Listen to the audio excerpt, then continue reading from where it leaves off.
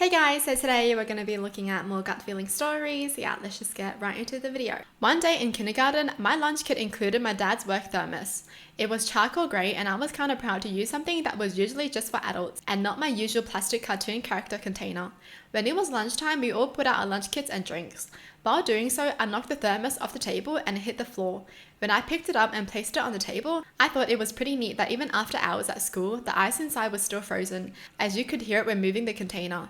For some reason, I kept trying to get my teacher's attention to show her how the ice was still frozen and floating in my drink. She understandably wasn't as excited as I was, so she blew me off. I kept at it over and over and she finally relented, unscrewing the cap to see my oh so exciting drink. When she opened it, she quickly put it away from my view and asked me if I drank any yet. I hadn't and told her so, but was very confused. She explained that my thermos was lined with glass that shattered when I dropped it, and the icy clinky noise came from the glass shards inside. I still don't understand why I kept nagging her to see my dumb thermos, but it's scary to imagine drinking from it. Wait, what? Wow, I mean, good for them being annoying. But seriously, I've never heard of a glass thermos. Well, I've never had one and I just assumed all thermos would be like metal inside. Wow, what the hell? Seriously though, this person being an annoying kid saved their life. I packed my backpack and left the hostel. I was heading for the train. I had 20 minutes to make the connection. Something told me to stop and get the next train. A terrorist bomb went off 10 minutes later. It killed and injured lots of people. I caught a bus. 1979. I have paid attention to that feeling ever since. Yo, that's scary. Always trust your gut feeling. If you feel like, you getting on somewhere is going to be dangerous, just don't. Just trust your gut feeling because it's there for a reason. I had a very important meeting the next morning but was feeling off. I took 2 Benadryl and went to bed. Woke up a few hours later with a full-on anaphylaxis. Doctor said I probably would have died in my sleep if I hadn't taken the antihistamine. I never reached for Benadryl, so I have no idea why I thought to take it. Wow. Whoa, that's crazy though, because it was just a feeling, right? I'm the type of person to try to fight off something too.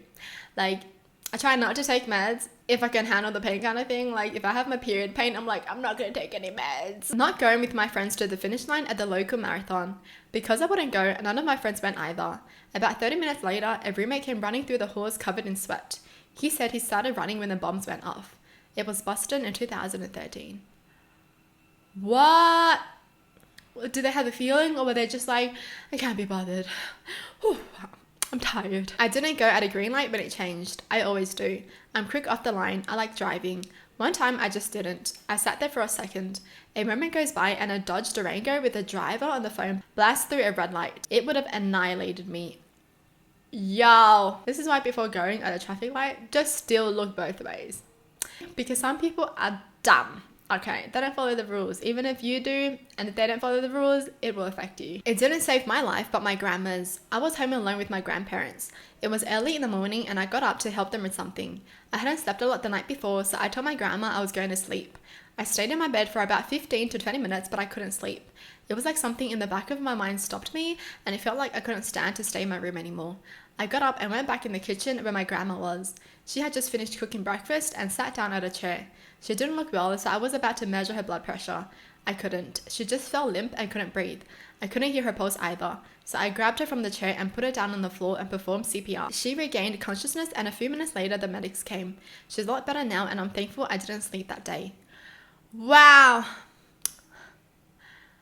They literally wanted to take a nap, but then they just couldn't. They knew they had to save the grandma. That's crazy. That's one crazy story. Well, I guess we know where grandma's inheritance is going. This one is weird and a bit spooky, but when I was around 10, me, my mum and sister had gone to pick up a new propane canister from the store and we were heading to a shopping center to get haircuts. While we were in the turning lane into the strip mall, my mum popped a cigarette into her mouth and was about to light it. My sister said, Mum, we're here, what's the point? That in and of itself was out of character for my sister, but for my mum to actually listen and put it away was, in retrospect, ludicrous. But listen she did. After about 10 minutes, we were in the salon. Everyone starts looking out the window and rubbernecking. A fire truck, full lights and down blazing had come screaming into the parking lot. We realized pretty quickly that they were surrounding my mum's car. Apparently someone had called 911 saying they smelled propane and had identified it was coming from my mum's car. We rushed out and they keep us back away. We explain it's our car and hand them the keys so they can get in. After a couple minutes evaluation, the firemen came to us and explained that the tank had a major leak and they had to dispose of it. That's when the gravity of my sister stopping my mum from lighting up hit us like a ton of bricks.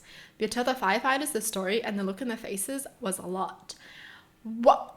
The head fireman looked a bit unsteady and tells my mum that based on the leak they found, after about 5 minutes of the gas escaping, we had created a bomb essentially. We had been in the car 5 to 7 minutes after picking up and heading to the salon. He explained that if she had lit that cigarette, we would have exploded right there in the turning lane. Yo, that is crazy. I mean, that also means the sister has power over the mum now, right? Remember when I saved your life? She has power over everyone in the family. Remember when I saved your life, sis? I was at a county fair and we were walking around the cows. As I was walking, there was a cow that I had a bad feeling about. Something wasn't right and I paused. My spouse looked at me like, why are we stopping? And I said, look at that cow. The path we were walking down had the cow's asses facing us. As I pointed out the cow that was less than 20 feet away, it lifted its tail and started to shit. Before the first plop of shit hit the floor, the cow coughed and shit went flying across the pathway and sprayed everyone within 10 feet of it. I looked on in horror at the people screaming covered in cow shit. If I didn't stop right when I did, I would have been at the precise height of that cow's ass for a headshot. Excuse me? They were really like, there was a cow I had a bad feeling about. This cow is sus. That's crazy. I don't know why I found this one so funny. But now I was about 8 and we were taking a family trip up north when I suddenly started not feeling good. I screamed and screamed for us to not go. They ignored me, of course. Finally, I begged them to let me go to the bathroom. They were not happy about it, but agreed and stopped at Kmart. Not 2 minutes into Kmart, a tornado went through and wiped out the entire town we were in. The Kmart was mostly good though. Wow. This is why I always trust your gut feeling and listen to your kids if they tell you something, okay? If you guys have any gut feeling stories, let me know down below. Well, that's it for the video. Hope you guys enjoyed. Tell me in the comments down below what your thoughts are. And as always, thanks for watching. Hope you guys liked it and I'll see you guys next time. Bye!